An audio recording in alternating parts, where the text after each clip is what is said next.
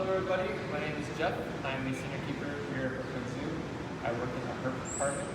Today is National Serpent Day, so we're going to check out some snakes for you guys.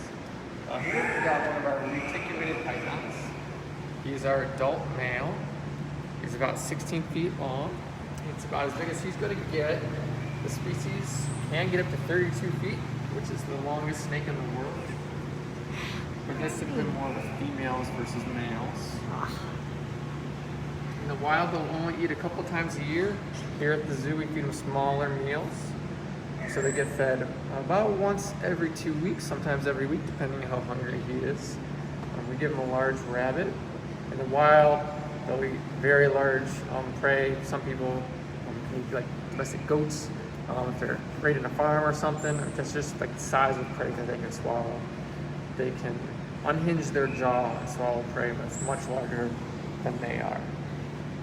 They are constrictors, so they grab their prey and then squeeze it, and then they'll wrap it up real tight. And once the animal dies, they can then swallow it whole, which is pretty impressive. And it takes quite a while. It can take a couple hours to eat one single prey item because it's just so big. Which is pretty crazy. These guys are climbers. They do like to climb up into the trees. They'll go up there to bask. When they're younger, to escape predators. When they're this big, though, they're at the top of the food chain. Nothing's really going after them. All right, we'll kind of move on. We're gonna go to our Timor pythons.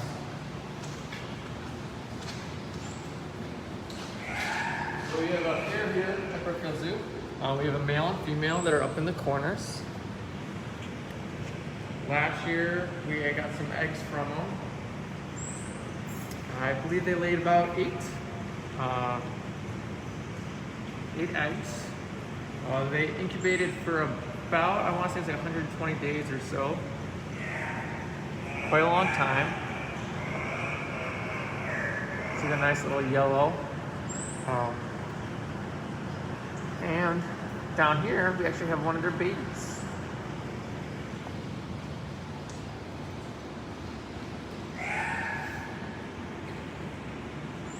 This guy's only about 120 grams, 140 grams. So he's got a lot of growing to do to catch up to his parents. They get fed once a week. You can see that tongue going like crazy. Snakes do have a nose, so they can smell just like we do, but they can also use that tongue. So in the roof of their mouth, they have an organ called the Jacobson's organ, which what they'll do is they'll stick that tongue out and bring it back up into their mouth, and their Jacobson's organ will process what that tongue picks up, and it's kind of like an extra nose. So which is why the tongue is forked. If it's stronger on one side versus the other, they can kind of know which side to go to for food, or water, shelter, anything. That yellow is really vivid. What is it? What's the purpose of it? For more camouflage. So these guys can really blend into the leaf litter with that yellow. You kind of see there are constrictors as well. He's holding on my hand just fine. How fast do they grow? Not too fast. We feed them about once a week. So these guys hatched in the fall, and they've doubled in size since then. So they'll double in size a couple times a year. Oh wow! And what's the biggest that they get? These guys get around 6 feet or so. Wow. Do all snakes lay eggs? No, some snakes will have live bearing prey, or live bearing snakes. So they'll pop out just like mammals, and they'll pop out ready to go. This guy wants to climb onto the phone. Yeah. Trying not to get too close here. He's good. I had a giraffe try to take the phone away from me the other week because I got a little too close. What do they eat in the wild? These guys will eat frogs, birds, mice, anything they can pretty much catch. but they are more of a mammal eater or bird eater. It's pretty cool. All right, so I'm going to switch out here. Go a little bit bigger. So that was our Timor python. This is one of our fox snakes. So these guys you can actually find here in Illinois. If you go out into the forest reserves for a hike in Cook County, you can find these guys. Trying to get the head a little bit better here. Likes to move. He's very wiggly Yeah, so today. these guys are very active. They're active foragers. So they will be out moving around. You see that nice brown head. Sometimes people will mistake these for copperheads because of that color head. And they will also rattle their tail in the leaflet to mimic a rattlesnake. But these guys are not venomous. These guys are completely harmless. They will bite you. They will musk you, which is kind of like a skunk, so they'll make you smell really bad. But they are completely harmless. If you see them out on a hike, a lot of times you see them basking on a warm rock or something. You just want to leave them be and take a cool picture or something with them. But they are very fast. They eat a lot of mice, small rodents. So, how can you avoid being bitten by a snake if you come across one out on the walk? Don't touch them. Just leave them be. They're cooler to look at than to hold. These guys have been handled and kind of practiced being held like this. A wild snake would not act this way at all. Yeah, so they're not going to be like stalking you to bite you or something. No. If a snake is coming at you, you're in its home, it knows its escape route, so you're probably in the way of it trying to get behind you. If you just move around, they'll just keep on going. They're not trying to actively get you. They're more scared of you than you are of them, for sure. This is as big as these guys are going to get. So we don't have super large species of snakes in the United States, like the blue chick. Our largest one is the indigo snake, and that's more in South Florida and Texas. Did you study herpetology in school? No, I did study zoology and biology, and then once I got into the zoo field, I kind of more specialized. With almost anything, if you have the dedication and the willpower to go research it, you can learn a lot. Does the Chicagoland area have any venomous snakes? We used to. We used to have the Eastern Massasauga, but it is critically endangered here in the state. So it is very, very unlikely that you will come across it. And how long do these guys grow to be? How long? Yeah. Let's see. This guy's probably like 3.5 feet. Cool. Can wrap around my arm a little bit. But these guys have keeled scales, so their individual scales have a ridge on them that make it like a keel. Oh, wow. Kind of like a ridge, which helps them gain traction when they're moving. So they're able to kind of use their scales to use the land and help them move faster and follow. So are they constrictors? Semi. They will grab and they will squeeze it a little bit, but not nearly to the extent of the Timor python and the Reticulated python. And do they lay eggs?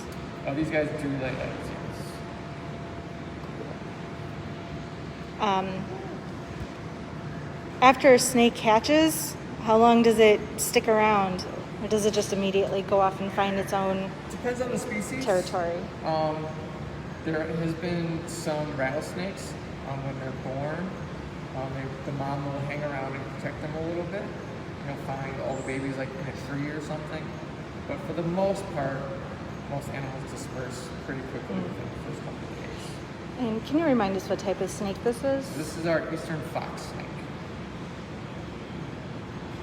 Cool. What other types of snakes can people find in this area? We've got garter snakes, which is probably the most common snake you'll find. We have them here on grounds here at Brookfield Zoo.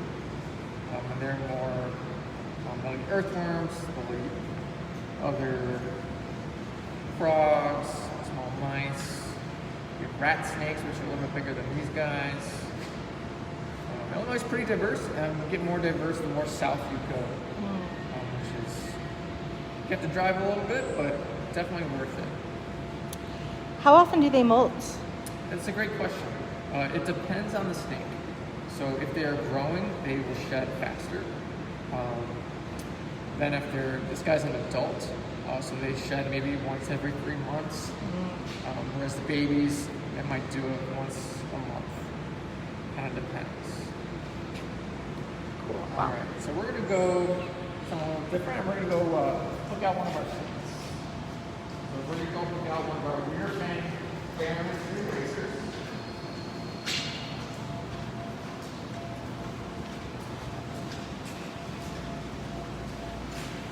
Anything that we don't want to get bit with, use our snake hooks. They're pretty much extensions of our hands.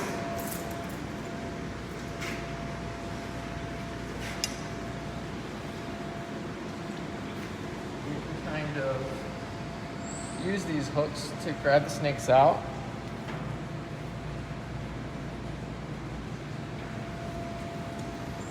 Sometimes they want to come out, sometimes they don't. Typically, if you're gentle and you're slow, they don't mind it too much.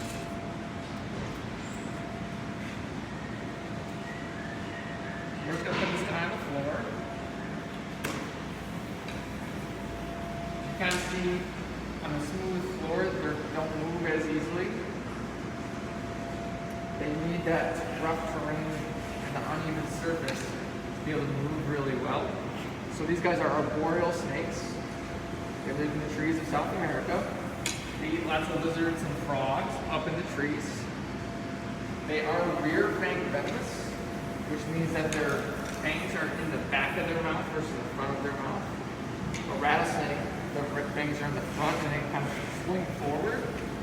In a cobra, the fangs are also in the front. These guys, they're in the back. So they really have to grab their prey and move the prey to the back of their mouth for them to envenomate their prey. And they do that to kind of slow the prey down. Can you remind us what species this is? So this is our Barron's green racers. So they're called kind of racers. You can see how fast it's trying to move. If this was a rough surface, you would be really flying here. But you can kind of see I'm making those waves. And we can use different types of motion to make him move forward. If he was climbing up a tree, he'd be moving more kind of like a worm, and you'd be wrapping around the tree more, so you'd be using a different type of motion. Now, do you ever wear gloves when you handle these guys, or do you just use the... Typically we just use hooks. If you're using a glove, that means you have to grab it. We don't even want to get that close. All right. So which is why I've got two hooks. One's kind of a backup one. We also have other staff as backup as well, just in case. Now I'm kind of just picking him up, making sure he doesn't go too far. I'm not holding him or restricting him. He can go where he wants to go, and he's just climbing over and rolling off the hook. This is about as big as these guys are going to get. It's about 4.5, 5 feet long. The females will get a little bit longer. The females will also lay eggs. And they lay about 10 to 20 eggs. They'll incubate for about 120 days.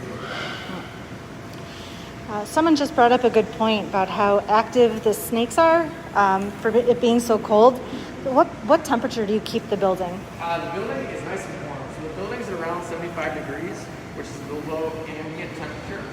And then we put a hot spot in the enclosure to make it even nice and warm. So the snakes can choose whether they want to be a colder 75 or if they want to go up a basket at a temperature of around 95 degrees.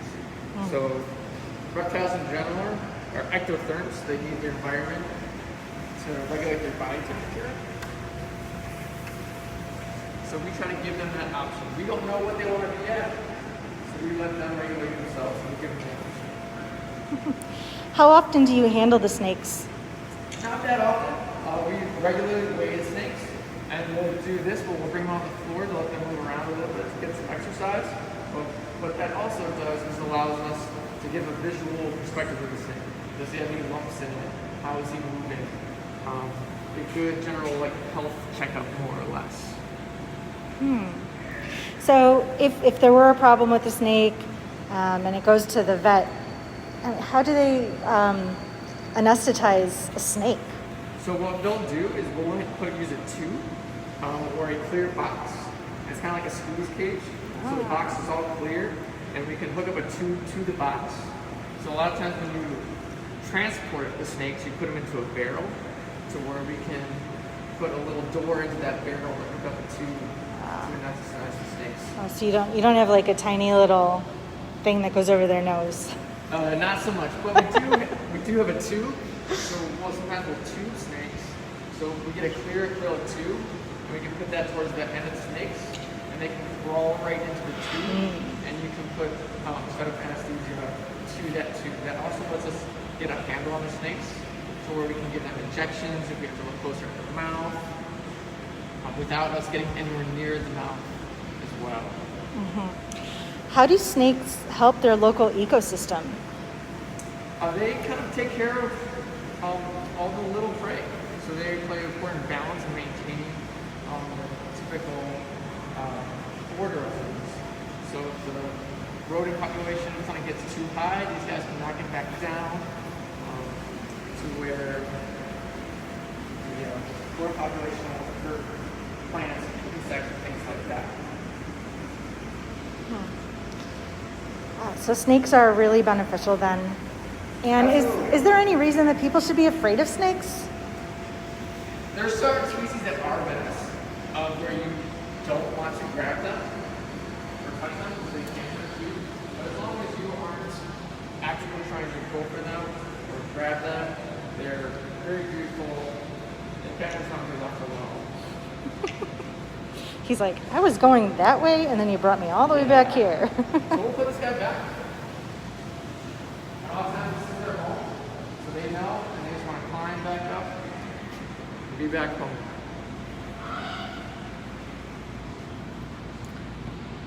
That was really cool. Thank you. Yeah, and you can kind of really see how long they are once they start to climb back in.